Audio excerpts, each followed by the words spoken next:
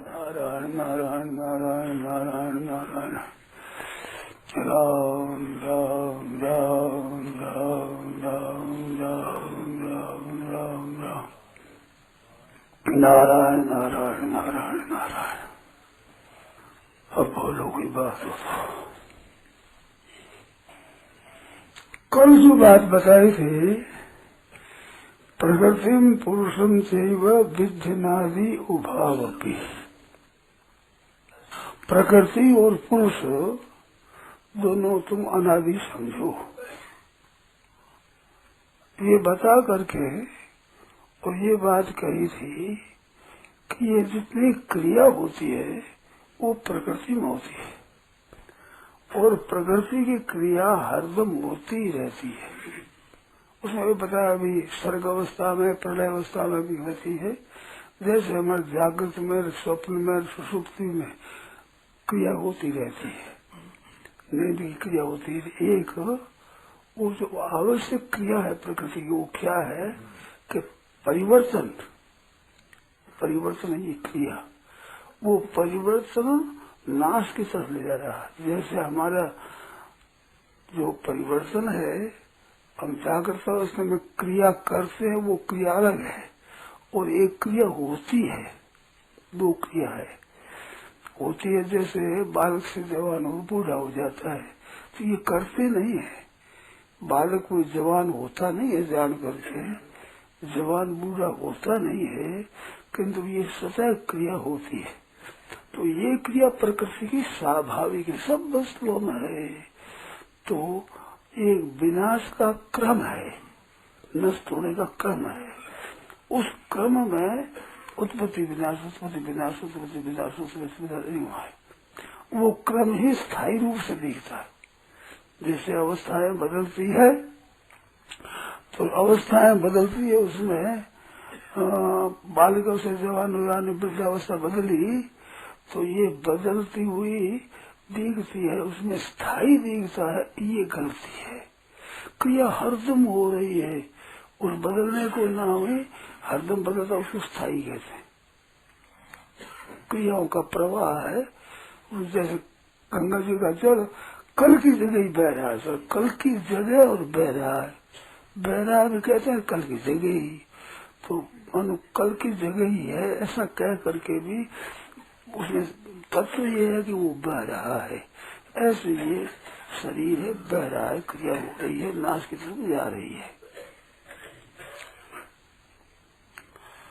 मैंने 2-3 बार दृष्टांत दिया था। नदी पर खड़े थे कई आदमी, तो खड़े थे वो नदी पर, तो वे खड़े कह रहे हैं कि महाराज देखो नदी बह रही है। तो कहते भी नदी बह रही है और ये पुल भी बह रहा है। पुल के आदमी ऊपर तो बह रहे हैं, पुल के ऊपर होकर के, परंतु पुल बहता है, पुल भी बहता है। नदी बहती है, पुल के आदमी बहते हैं और पुल भी बहता है। कि पुल कैसे बहता है, मगर एक जगह ही है।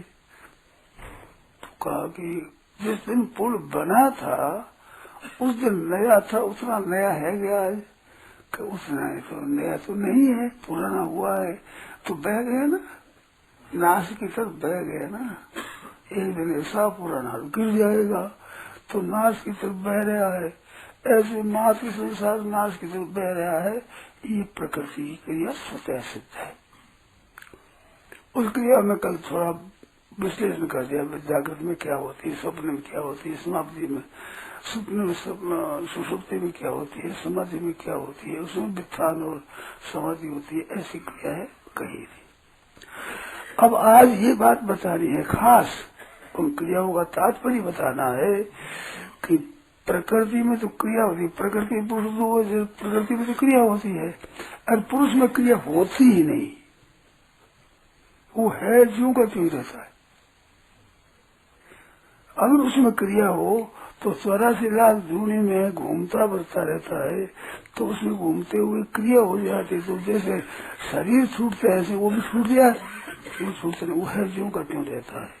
और परमात्मा जो संसार से बदलता है, परंतु इसमें परमात्मा तत्व है वो नहीं बदलता नहीं है। जैसे शरीर बदलता है, शरीर में स्वयं नहीं बदलता है। ये बात समझने की है। तो पुरुष में क्रिया होती नहीं और प्रकृति अक्रिय रहती ही नहीं, और पुरुष में क्रिया कभी होती ही नहीं। दो स्वभाव है। अब दोनों स्वभाव समझने के बाद में तत्व समझना बताते हैं, जो अपने खास काम की चीज वो बताता हूँ मैं। तो ये क्रियाएं सब हो रही है प्रकृति और प्रकृति के कार्य में। अब हम जो संयोग की रुचि रखते हैं ना, संसार के संयोग की रुचि, हमारे को भोग मिल जाए, पदार्थ मिल जाए, रुपये मिल जाए, ये है रुचि स्वयं में। संयोग की रुचि है ये। संयोग की रुचि है, वो संयोग कैसे होगा? उसका तो नित्य चरित्र वियोग है। तो वो संयोग के वियोग का अनुभव कर रहे हैं तो हमें योग की प्राप्ति हो जाए। जो योग है गीता जी का, उस योग की प्राप्ति हो जाए। कैसे? तम विद्या दुख संयोग वियोगम, ये दुखों का संयोग है। संसार में दुखालय शाश्वतम, ये संसर्जा भोग, संस्पर्शा संबंध भोग है, दुखालय है। तो तम विद्या दुख संयोग वियोगम, ये प्रकृति के संयोग का जो वियोग है, ये दुखों के संयोग का वियोग है, इसका नाम योग है। योग की दो जगह परिभाषा हुई, एक तो संयोग वियोगम और एक समत्व योग उच्यते। तो संयोग वियोग का नाम योग हुआ, तो संयोग का वियोग होने से समता में स्थिति होगी, स्वरूप में स्थिति हो गई। और समत्व योग स्थूलता में स्थिति, ऐसा नाम योग है, तो अपने स्वरूप में स्थिति का नाम योग हुआ। तो संयोग का वियोग कर लो, चाहे स्वरूप में स्थिति कर लो, कि स्वरूप में स्थिति कर लो, चाहे संयोग का वियोग कर लो, एक ही हो। तो वो दृष्टि से संयोग के वियोग का नाम योग हुआ, और उस समता जो निर्दोष है समम ब्रह्म, उसमें स्थिति, उसका नाम योग हुआ। तो ये दोनों योग है, दोनों एक ही है दोनों। क्योंकि प्रकृति के संयोग का वियोग होगा तो स्वरूप में स्थिति हो गई, या स्वरूप में स्थिति होगी तो समता में स्थिति होगी, तो संयोग का वियोग हो जाएगा। सब तत्व एक ही रहा। अब ये जो वियोग है, इसमें खास जानने की अपने साधकों के लिए क्या चीज है कि क्रिया जितनी होती है सब ये प्रकृति क्रिया प्रकृति के कार्य में होती है। अब हम संयोग की रुचि रखते हैं, वो हम प्रवृत्ति करते हैं, इसे प्रवृत्ति विषय काम में। तो प्रवृत्ति में भी निवृत्ति होती है। हरदम पदार्थों की, वस्तुओं की, व्यक्तियों की जो क्रिया होती, निवृत्ति होती है। तो स्वरूप से निवृत्ति हो रही है इनकी, अपने संबंध से अच्छी अलग हो रही है।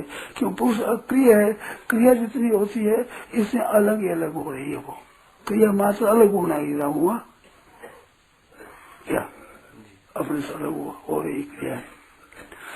अब ये जो क्रियाएं हो रही है, इसमें अपने मैं करता हूँ ऐसा नहीं। प्रवृत्ति में अपने प्रवृत्ति करते हैं, तो प्रवृत्ति में भी वो जो निवृत्ति है वो स्वतः है। हम खाते हैं, पीते हैं, सोते हैं, जागते हैं, बात करते हैं, अभी बोलते हैं, सुनते हैं, ये क्रिया होती है। इस क्रिया में भी वो जो क्रिया स्वतः नाश की जा रही है, वो क्रिया हरदम हो रही है। बोलते हैं, उसमें भी, बोलने में भी वो क्रिया हो रही है नाश की तरफ। सुनते हैं, उसमें भी नाश की तरफ जा रही है ये क्रिया। ख्याल में आ गई ना ये क्रिया? न बोलने में जा रही है। सुनना है वो भी न सुनने में जा रहा है, न सुनने में नहीं, सुनते भी सुनने की जो निवृत्ति है वो आप से आप हो रही है। प्रवृत्ति में निवृत्ति स्वतः होती है, राग के कारण से प्रवृत्ति दिखती है। उसे राग दिखते, राग हो ना, संयोग हो गया, धन मिल गया, तो राग के कारण दिखता है। पर वो वियोग तो प्रकृति तो हो ही रही, निवृत्ति हो रही है। तो निवृत्ति हो रही है, उसमें प्रवृत्ति संयोग के आसक्ति के कारण उसमें प्रवृत्ति दिखती है। नहीं तो निवृत्ति वो स्वतः निवृत्ति, सहज निवृत्ति, स्वाभाविक निवृत्ति हो रही है। अच्छा, सहज निवृत्ति हो रही है। तो वो सहज निवृत्ति है, उसका नाम ही गुणा गुणेषु वर्तन्ते है, उसका नाम ही इंद्रियार्थेषु वर्तन्ते है, उसका नाम ही नान्यं गुणेभ्यः कर्ता, गुणों को सिवाय करता नहीं है। उसका ही नाम है कि नश्यत्सु न विनश्यति, नश्यत्सु है वो क्रिया है, न विनश्यति वो क्या पुरुष है। समम सर्वेषु भूतेषु, संपूर्ण प्राणियों पुरुष है, समान है। क्षेत्र चाप माम वेदी सर्व क्षेत्र, सब क्षेत्रों में, तो सब क्षेत्रों में वो अक्रिय है और क्षेत्रों में क्रिया हो रही, क्षेत्र सब में ही। तो क्षेत्र के चाप माम वेदी सर्व क्षेत्रेषु वो अक्रिय है और इन्हें स्वयं का रूप भी अक्रिय है और ये क्रिया सब प्रकृति में होती है, शरीर में होती है। तो विनश्यत्सु अविनश्यंतम, इस क्रिया के होते हुए अविनाशी अक्रिय को देखे, वो देखना वास्तव है। समम पश्यन्ति सर्वत्र, उस सम को देखता है तो न हिनस्ति आत्मानम, आत्मना आत्मानम न हिनस्ति, तो अपने से अपनी हत्या नहीं करता। और उसको अविनाशी को नहीं देखता, नाशी को देखते हुए मैं तो मर रहा हूँ, मैं मर गया, मैं दुखी हो गया है, तो इन्हें साथ मिल जाता है तो ये मर रहा है। और समम पश्यन्ति सर्वत्र समम अवस्थितम ईश्वरम न हिनस्ति आत्मानम, अपनी हत्या नहीं करता। तथाति परांगति, तो अक्रिय प्राकृत परंगति अक्रिय है वो स्वतः ही, वो परंगति आपसा हो जाए। तो वो क्रिया जितनी होती है प्रकृति प्रकृति कार्य में होती है, उसमें हम प्रवृत्ति करते हैं, उस प्रवृत्ति में भी निवृत्ति हो रही है। प्रवृत्ति के समय निवृत्ति हो रही है, बोलने के समय न बोलना हो रहा है, सुनने के समय न सुनना हो रहा है, और ये अभाव हो रहा है, इस प्रकृति का अभाव हो रहा है सभी। अब इसमें जो प्रवृत्ति करते हैं प्राप्ति करने के लिए, तो प्राप्ति नहीं होती है, तो निवृत्ति होती है। धन मिल गया तो निवृत्ति हुई है, वास्तव में निवृत्ति हुई है। प्रवृत्ति हमारे को देखती है। 50 वर्ष धनी आदमी रहा, 51 वर्ष में धन नष्ट हो गया, तो 50 वर्ष पहले वर्ष में ही निवृत्ति तो हो गई, 1 वर्ष की नहीं, निवृत्ति तो हो ही रही, उसकी निवृत्ति हो रही है। ये निवृत्ति हो रही है, अपने स्वरूप से अलग हो रहा है, तो क्रिया क्रिया से अलग होती है। क्यों अक्रिय से क्रिया अलग है, तो हमारे से वियोग हो रहा है, ये वियोग हो रहा है। अब वियोग में संयोग की रुचि होने से हमारी प्रवृत्ति दिखती है, तो संयोग की रुचि होने से क्या करते हैं, हम करने की रुचि होती है। तो एक तो पदार्थों के संयोग की रुचि होती है, एक क्रिया करने की रुचि होती है। क्रिया रुचि होने के कारण से करते हुए अभिमान आता है। संयोग की जो रुचि होती है, हाँ, फिर उसके बाद फिर करने की रुचि क्यों होती है? करने का संयोग की रुचि, संयोग करने से होगा, काम करेंगे तो धन मिलेगा, भोग भोगेंगे तो क्रिया करेंगे तो भोग होगा, सुख की चेष्टा करेंगे तब सुख होगा, तो करने की रुचि होगी। संयोग की रुचि कारण करने की रुचि होगी, करने से संयोग होगा तो करने की रुचि होगी। करने की रुचि होने से क्रिया होती है, उसमें करते तो अभिमान आता है। तो पहले संयोग की रुचि होती है तभी करने की रुचि तो क्यों करते हैं, मतलब किसी मतलब के लिए करते हैं ना। तो संयोग की रुचि हो, फिर करने की रुचि होती है, वही करना बांधता भी, वही करना बांधता है, वही करना बांधता है। जो संयोग अपनी रुचि नहीं है, केवल दूसरों के हित की है, तो वो क्रिया बांधते नहीं।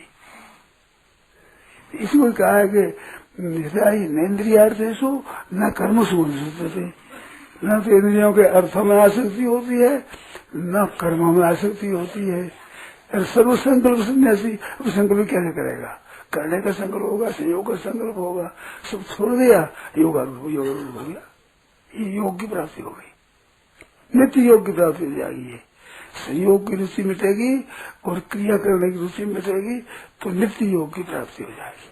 जो किताब नित्य योग का है उसी की प्राप्ति हो जाएगी। तो नित्य योग की प्राप्ति के लिए ही सब साधन है। नित्य योग माना अपने आप में अपने आप की स्थिति, ये नित्य योग है, अपने आप में अपने आप की स्थिति। तो तंग विद्या दुख संयोग योग कह दो, चाहे समत्व योग कह दो, उस योग की प्राप्ति होगी। फिर नेन्द्रियार्थेषु न कर्मसु अनुसृत्यते सर्व संकल्प सन्यासी योगारूढ़ सुदोच्यते, वो योगारूढ़ होता है। तो योग की प्राप्ति सीधी है कि अपने में क्रिया नहीं, इसमें क्रिया है, क्रिया जितने हमें से वियोग हो रहा है, वियोग हो रहा है अपने से, तो संयोग वियोग स्वतः ही होता है, स्वाभाविक ही। निवृत्ति स्वतः होती है, सहज निवृत्ति है, स्वाभाविक निवृत्ति है, सहज निवृत्ति है। पर स्वाभाविक निवृत्ति है, सहज निवृत्ति है, हरदम निवृत्ति हो रही है। ये स्थित रखना ही असली उद्धार का उपाय है। सहज निवृत्ति है, स्वाभाविक निवृत्ति है, स्वतः निवृत्ति है। अपने से निवृत्ति हो रही है तो स्वतः निवृत्ति हो गई, उसकी तरफ ख्याल निवृत्ति हो रही है। बस गुना गुणेश वर्तन से इसे वर्तवा न सत्य से असत्य निवृत्ति कर रही। कितनी सीधी सरल बात है। गुना गुणेश प्रकृति उसे करो मानी वर्तन थे धार्य निर्धारण नहीं किंचित करो में थी। ये स्वरूप में नहीं किंचित करो में थी, वो तो मुझे तत्वविद। वहां भी तत्वविद तो महाबाहो गुण कर्म विभाग हो। गुना गुणे से वर्तन से मत्वाद न सकते, वो करता नहीं है। अनादित्वाद निर्गुणत्वाद परमात्मा अयम अव्यय शरीर स्थो भी मानते है, न करोती न लिपित, न करता है न लिप्त होता है। लिप्त पड़े को दूर करता है कर्मयोग, और करते को दूर करता है ज्ञान योग। दोनों हो जाता है। ज्ञान योग में भी कर्तृत्व और भौतिक नाश हो जाता है, कर्म योग में भी कर्तृत्व भौतिक नाश होता है। तो क्रिया और संयोग का नाश हो रहा है जो इस प्रकृति में बह रहा है। उसके साथ जान करके प्राप्त करने की अथवा करने की रुचि कर लेते हैं, इससे हम बन जाते हैं। उस रुचि का नाश हो जाए तो बस ठीक मुक्त हो जाए। सत्य मुक्ति है, सब है मुक्ति। वो शरीर स्थो भी मानते हैं, न करते पुरुषा सुख दुख नाम भोक्तित्व हेतु थे। भोक्तापन में हेतु है, भूतापन में हेतु कौन है? पुरुष प्रकृति से ही भोगते। प्रकृति में स्थित हो सब भोगता होता है, प्रकृति में स्थित नहीं होता मन पुरुषा पर है, बिल्कुल अलग है। यह एवं पुरुषम प्रकृति से गुणी सर्वथा वर्तमानोपी न सब क्यों कारण गुण संग हो जाए सदस्य गुणों का संग ऊंची होने में कारण है, वो संग नहीं होता। बस ठीक बात है, सतही क्रिया होती। तो इस बात से ये नित्य योग की प्राप्ति हो जाए। गीता का जो योग है उस योग की प्राप्ति हो जाएगी। स्वतः स्वाभाविक इनका विभाग कर ले कि क्रिया विभाग अक्रिय विभाग अलग है। अपने स्वरूप अक्रिय है और प्रकृति का कार्य विभाग सक्रिय है, ये अलग है। अक्रिय स्वतः अपने वही है, मैं वही हूँ। कल बताया था ना, बालकपन में हूँ वही मैं आज हूँ, वही मैं हूँ। और बालकपन में था वही मैं हूँ, तो बालकपन में था वो जवानी में हूँ, वो बूढ़ा अवस्था में भी मैं हूँ। तो बालक से बूढ़े तक तो क्रिया हुई, और मैं वही हूँ। ये अक्रिय का द्योतक है, मैं तो वही हूँ, दूसरा हूँ, वही हूँ। ऐसे अनेक जोड़े वगैरह मैं तो वही हूँ। और ये जोड़ियों की सब प्रक्रियाएं होती है, प्रकृति की है। अब इसमें संयोग की रुचि और करने की रुचि ये खास मानने चीज है। तो उसकी कैसे नष्ट हो? विवेक के द्वारा ये सब क्रियाएं प्रकृति कार्य में हो रही है, मेरे में क्रिया नहीं हो रही, ऐसा अनुभव करे। तो ये ज्ञान योग से, कर्म योग से क्या, जितनी क्रिया की जाए केवल दूसरों के हित के लिए की जाए, अपने लिए न की जाए। सब दूसरों के हित के लिए, स्थूल शरीर से काम करे दूसरों के हित के लिए, चिंतन करे, भजन ध्यान करे तो दूसरों के हित के लिए, समाधि स्थिति करे तो दूसरों के हित के लिए। तो स्थूल सूक्ष्म और कारण की क्रियाएं सभी दूसरों के हित के लिए हो जाएगी। तो अपने साथ क्रियाओं का पदार्थों का संबंध विच्छेद हो जाएगा ये कर्म योग से। और फिर हो गया भगवान के लिए करे हम सभी, तो हमारे संबंध विच्छेद हो जाए, भगवान के लिए करिए। नाम जप करते हैं, कीर्तन करते हैं, गीता का पाठ करते हैं, भगवान की प्रसन्नता के लिए करते हैं, प्रभु के लिए करते हैं। तो चाहे संसार के लिए कर दो और सारे प्रकृति में वही मान लो, और चाहे भगवान के लिए करो, अपने लिए संबंध नहीं। अगर अपने लिए करो तो जन्म और मरो। कितनी साफ स्पष्ट बात है एकदम, ये क्रियाएं हो रही है, अपने कोई संबंध नहीं इनके साथ में। गुणा गुणी सुमरते थी भक्तवान सज्जती, आसक्ति होती ही नहीं। तो कल क्रियाएं बताई अलग अलग, आज ये बताओ, क्रियाओं से जितनी क्रियाएं हो रही है वो अपने साथ में संबंध विच्छेद हो रहा है, निवृत्ति हो रही है। पर निवृत्ति में संयोग की रुचि होने के कारण से प्रवृत्ति दिखती, प्रवृत्ति कर रहे हैं, काम कर रहे हैं। और प्रवृत्ति में निवृत्ति तो वह है जो है, वह जो निवृत्ति है वो तो निरंतर है। निवृत्ति का सहज निवृत्ति, स्वाभाविक स्वतः निवृत्ति है, उसका कभी नाश नहीं होता। स्वतः निवृत्ति का नाश कभी नहीं होता। अपने से अलग हो रही है, वो नाश हो रही हो तो नाश कभी उसका निवृत्ति का नाश नहीं होता, हो रही है। अपने उससे अलग हो जाते हैं, बस वो अलग चलती रहती है, हमें भी मतलब नहीं उससे। और वो नहीं कि हम जो करने की और पाने की रुचि रखते हैं, बस इससे बंधन है। ये ऐसी दूसरों के लिए करो तो मिट जाएगा, और प्रकृति के द्वारा हो रही है मानव तो मिट जाएगी, और भगवान के लिए करो तो मिट जाएगी, अपने लिए करो तो बन जाएगा। गुणा गुण समझते हुए इस बात का सच। अब इसमें कोई शंका हो तो पूछो। महाराज संयोग की रुचि है, यही खास संयोग की जो रुचि है, हाँ, यही खास कारण है। और संयोग रुचि संयोग सुख के कारण से, सुख है वो दुख का कारण है। यही संस्पर्श जब होगा दुख होने होते। इसमें तम विद्या दुख संयोग वियोग योग संगीतम, लोगों के संयोग का वियोग तो दुख ही, दुख होने ही हो। संयोग जी भोग के लिए है, संग्रह के लिए है, वो सब की सब दुखालय हो शाश्वतम, दुख संयोग वियोग योग संगीतम, समत्वम योग स्वस्थ एकदम साफ। ये गीता का योग है, समत्वम योग। अब उस विद्या बने संपन्न ब्राह्मण गवी स्त्री सुनसी उस भाग्य से पंडित समदर्शी आप ही समदर्शी हो गए। हमारी योग, हमारे योग की रुचि नहीं और करने की रुचि नहीं तो संघर्ष हो गया नहीं हम, शब्द संघर्ष होगा, सभी स्वाभाविक है।